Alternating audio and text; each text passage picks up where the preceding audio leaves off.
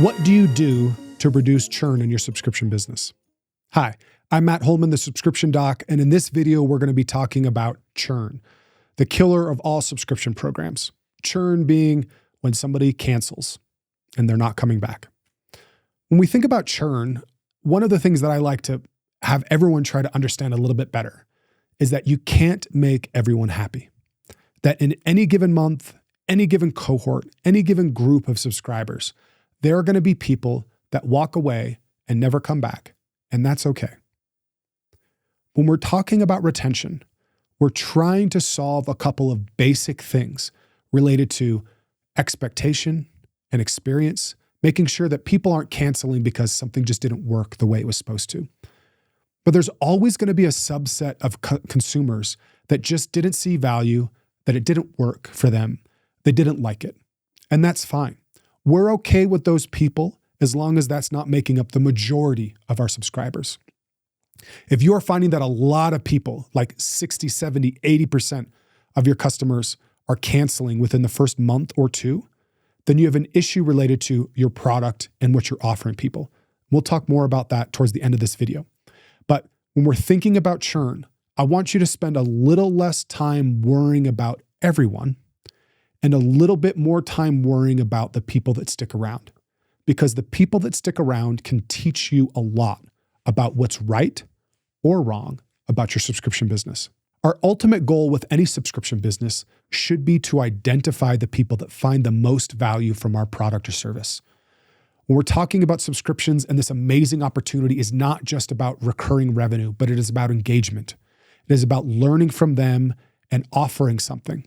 If you started out just selling one thing, a great subscription program with engagement will give you feedback and a loyal group of customers ready to buy more things from you. It's what can allow you to take a single SKU business and add more and more products and services onto it when it's done the right way with feedback from those people. Now, when we're looking at churn, we're looking at our retention efforts. If you have fewer than 1,000 subscribers, I want you to not worry about this very much. Some of the basic things that you just need to be focused on are setting up cancellation surveys. Within most subscription software, or you can do this via triggered email after the fact, but it is best done at the point of cancellation. And we've all seen these. You hit cancel, you get asked a couple of reasons related to why you're choosing to cancel. You get offered something maybe to stay, hey, would 50% off your next order be compelling or not? You have to make sure that you're collecting cancellation reasons on this survey at the point of cancellation, because that information is what gives you a lot of feedback you can use to build out the rest of your program. But otherwise, after that, if you have fewer than 1,000 subscribers, I don't want you to worry about retention or churn. I only want you to think through what feedback you're getting from people about what's good or not with the product, because you need to be working on your offer. If you go look at that video, the subscription offer, as I mentioned then, is the most compelling place you can spend time to improve your subscription program. So if you have fewer than 1,000 subscribers, you set up cancellation reasons and you go work on the offer. If you have more than 1,000 subscribers, you spend a little bit of time developing and testing some of these ways to keep people and what's happening, but we're still going to go back to the offer. As you grow past 2,000, 3,000, 4,000 subscribers, or if the ticket price of your subscription is really, really high, so say like people are paying you $1,000 for a product or service on a monthly basis, then that number shrinks down to say like 50 or so like that, or 20, is you can start to personalize and segment your subscriptions. Some of the biggest opportunities that you have within improving retention is segmenting and improving early adoption. We mentioned on the post-purchase video talking about early adoption. And the reason this is impactful is because when you can get people to use the product right away, they're going to stick around longer for you. So when I'm trying to combat churn, before I get into a ton of scientific tests and putting in different email options and different discount codes and all these different tools that you can do or tactics you can do on this life of the subscription, I want to focus more on making sure people are using the product and then I'm getting feedback if something isn't right. I'm making sure that I'm making the experience after the purchase experience as smooth as possible. If there's any questions or issues, people can't manage something, change something, I'm trying to make that as simple and as smooth as possible. And then after that, I'm looking at segmenting those audiences with different offers. So when we talk about protein powder as a great example, and the reason I like to use protein powder is because it gets used by so many different types of people. You have bodybuilders that are going in there just trying to improve muscle mass. You have people that are looking to supplement their diets because they feel like they don't get enough protein otherwise. You have people that use it as a meal supplement. You have people that use it as endurance training. So like if you're a runner or a biker, you're using protein to try to re-up the protein that your muscles you need to survive. So just with those 4 different use cases, those are 4 very different purchasers if we're talking about a protein powder subscription. Each one of those 4 people has a different need. If I'm an endurance athlete, maybe I don't need pre-workout. I don't use pre-workout. If I'm a meal supplement protein taker, I definitely don't want pre-workout. There's a lot of caffeine and sugar in there. That's going to kind of throw off the whole point of using protein powder to improve my diet. But bodybuilders, absolutely. So if we're thinking through the types of upsells we might make to those different use cases, once we get to a point where it makes sense, that audience grows, that we can segment them. Again, I want you to think through from a math standpoint, the numbers on the ROI. If I only have 1,000 subscribers and I break them up into groups of 200, 200, 200, 200, and I make a little bit of an email change, maybe I drive 5 or 10 more sales out of a segment than I would have otherwise. I'm not sure that's worth your time creating all these different email series. But some of the opportunity with personalization, not just inside upsells, but could also be how we trigger order notifications, how we trigger unboxing experiences, what types of other offers we're pushing to that audience. You can look for ways to segment that audience and so that you can improve the value of each segment. You can also start paying attention to which segment is more valuable than others, whether that's a demographic reason like age, where they live, or whether it's a use case reason, like how they're working out, how they're using the product. That can change how we choose to market to people and personalize for them within those segments. The next thing when we're looking at improving retention, in addition to improving early adoption, segmenting or personalizing our communication and our offers, is also looking at specific drop-off points. In the data subscription video, I talked about looking at subscriptions over time instead of just groups. In any given month, you're losing a certain number of subscribers, but those subscribers you lose can be very different. People that you've lost on month 1 versus month 6. And for most of you, what you're seeing is that within those first 2 to 3 months, you're seeing big drop-offs. Like you might lose 20% of a cohort in month 1, another 20% in month 2, and then 10% month 3. And then after that, it settles down to like 3 or 4% a month. But those first 3 months, you're losing, in that example, 50% of your subscribers. Okay, what can I do to improve the adoption from month 1 to month 2 to month 3? We already talked about a lot of different ways to improve the adoption of the product, but we can look at other offers that we can target. So if I'm trying to improve renewals between month 1 to month 2, I can look at offering a gift or an additional discount or teasing some extra content or something else that's valuable. That's where personalization can come in as well if you can get really personalized on that type of offer. But you can target drop-off points one by one and run tests to see if you can improve net retention over time for that subscriber base. But again, the overall goal should be to improve the profitability of a subscriber. So if I'm giving away an extra 10% to 100 subscribers, right? That's 10%. Say on a $100 order, I'm losing $10 for all 100. So I'm losing $1,000 on all the subscribers. Am I saving enough subscribers to offset the cost of that 10%? And that's a tricky question because oftentimes the answer is no, but it's a test that you can run to see how effective that can be and where it does require a little bit of creativity.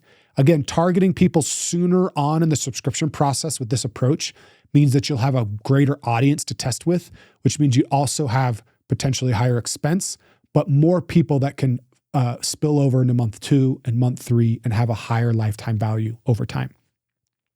I would highly recommend getting more targeted on this as an approach. So when we're talking cancellation surveys, most subscription apps, or many subscription apps now, are making it easy to target or segment offers based on somebody. So if it's like their third order or greater, you can offer a better discount than if it's on their first or second order.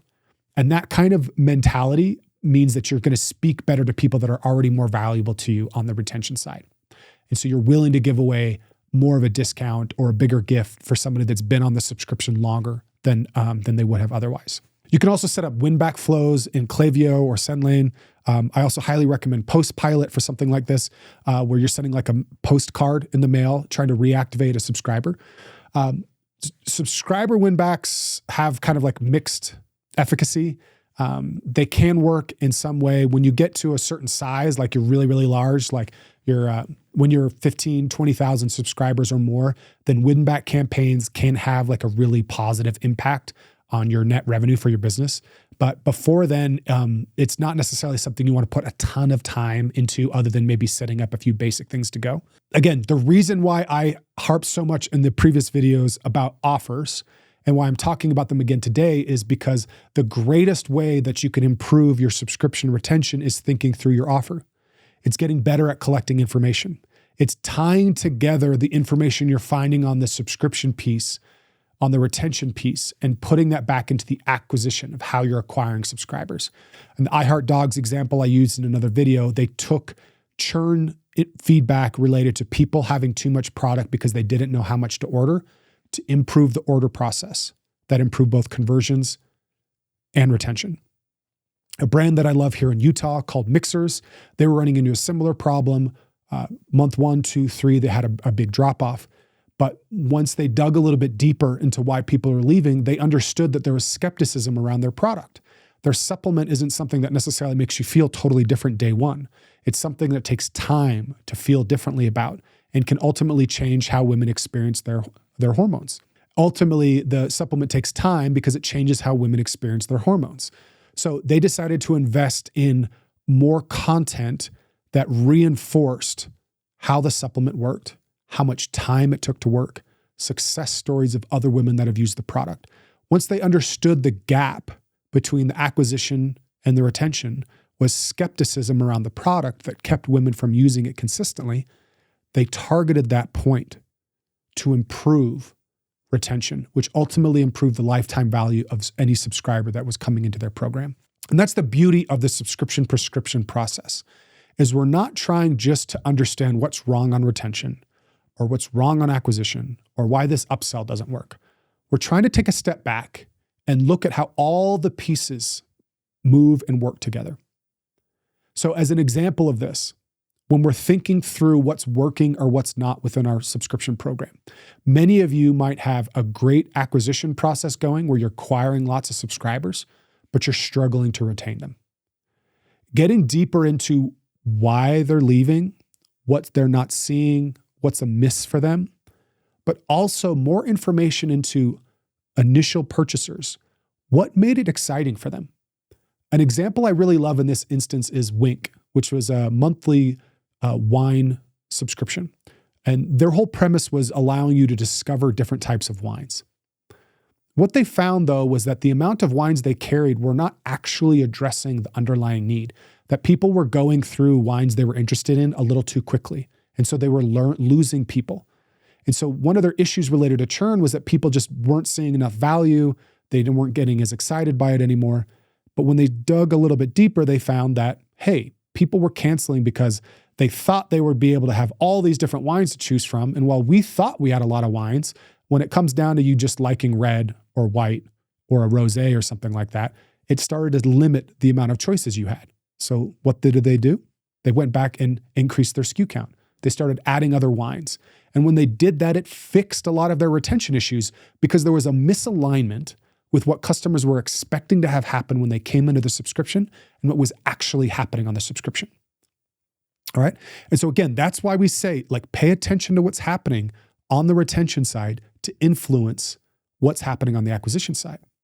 Another really common issue is, say you might have weak acquisition, but really strong retention. I've seen this with lots of brands where they don't acquire a lot of subscribers, but when they do, they stick around for life.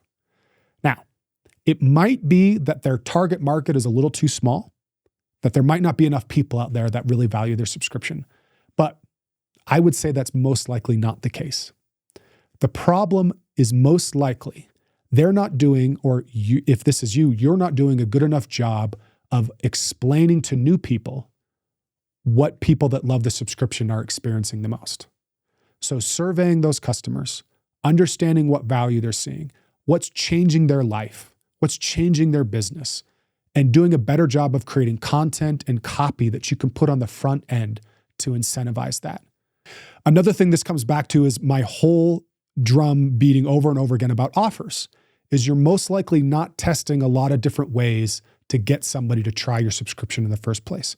Whether that's getting into a starter kit or some kind of introductory offer, something you can do to try to get somebody, if you believe that when somebody tries your product, their life is going to be changed, come up with more ways that you can speak to people like that, getting more segmented or personalized in messaging around use cases, like specifically for these types of people, or getting a better job of explaining some of the emotion and benefits that existing subscribers are showing you. Now, if you're running into an issue where you have a poor acquisition side and a poor retention side, either because you're just starting out or something has changed in your business, again, this does come back to the idea of focusing on the offer. Taking a step back and thinking through what you really do that adds value. What problem are you solving? What problems are you trying to solve? How can other people go about solving that problem? Why is your solution different than those others? Spending time on the drawing board, thinking through all that, and coming up with offers that can be compelling for people to get them to try your subscription service.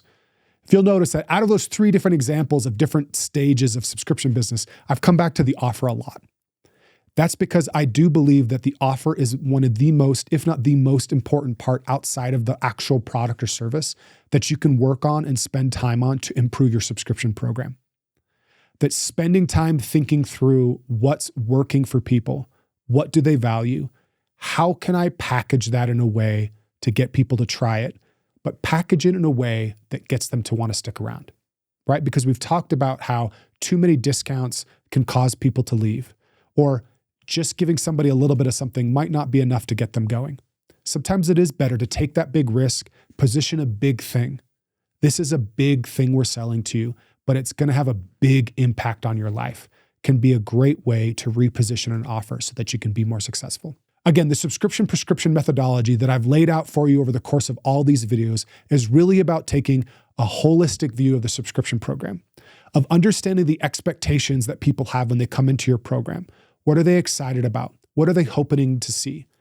Reinforcing those things, trying to get adoption of your product, and then targeting specific issues related to subscriptions, something that might be not working as well as it should.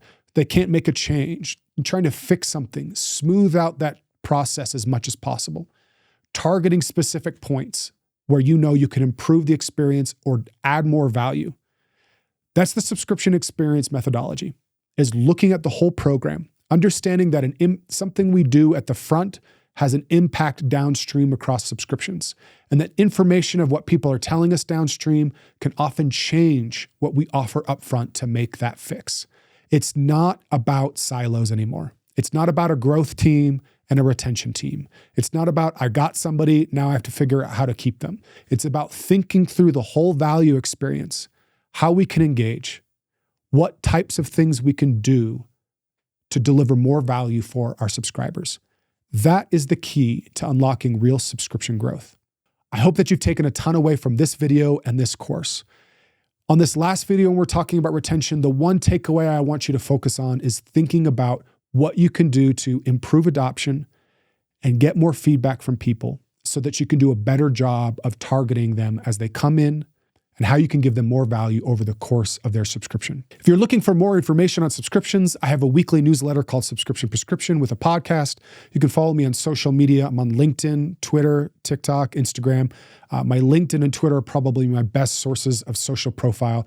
Feel free to connect with me or reach out with any and all questions you have related to your subscriptions. I'm truly here to help you get better at them.